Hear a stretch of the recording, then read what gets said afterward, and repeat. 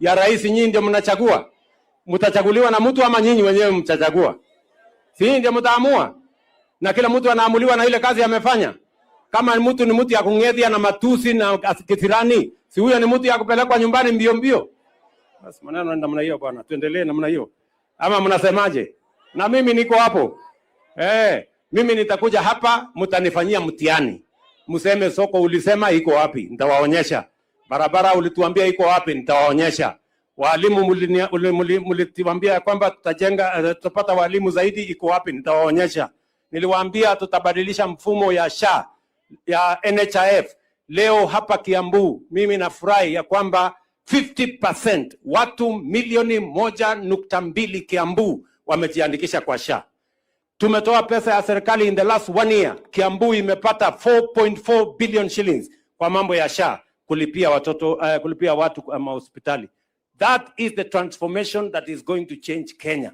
Na mimi nataka niwahakikishie hiyo transformation itasonga mbele kwa mapenzi ya Mungu, ndio tuweze kubadilisha taifa letu. Watu wa Kiambu hoye. Kiambu hoye. Mnasema tutembee pamoja ama mnasema tugawanyike jamani? Nasema tutembee pamoja. Na msikuwe na wasiwasi, msikuwe na wasiwasi. Unajua wale watu wale tunashindana na wao, ni watu wako chini sana. Wako chini sana. Hata wakikuja hapa, na mimi najua watakuja hapa, hakuna kitu watawaambia. Watakuja hapa na mambo matatu. Watakuja kusema Kasongo, one term must go. Sasa mimi nataka niulize nyinyi, mambo ya soko kama hii hawashikanishi.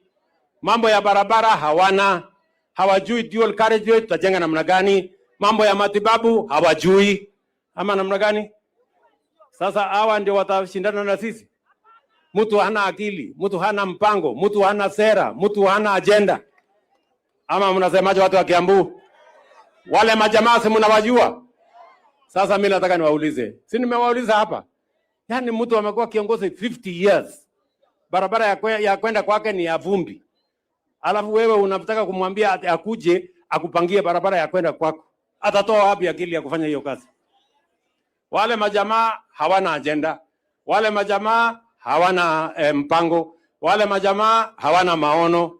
Wale majamaa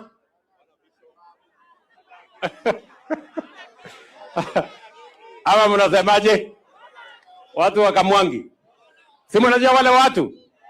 Ati mpango hawana, sera hawana, maono hawana, mpango hawana, hata akili.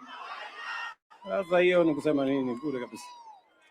Bas, ile wako naye mingi ni matusi na hasira na kisirani.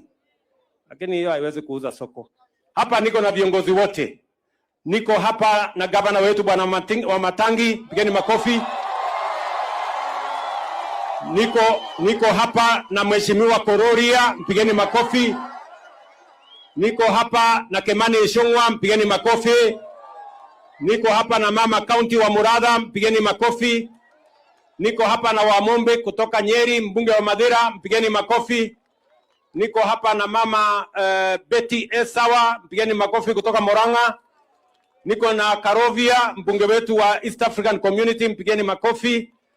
Niko na ndugu yangu chairman wa Unclaimed Assets Authority, alikuwa mbunge wenu, si ndio? Pigeni makofi. Niko na mama Alice, waziri wangu wa mambo ya ujenzi, ndiye amenisaidia kupanga hiyo kazi. Pigeni makofi Alice Wahome. Niko na Mudongo wa Roiro, huyu ambaye ni spokesman, bwana Mwaura, pigeni makofi. Sisi wote tulikuwa tumeongea kule kanisani.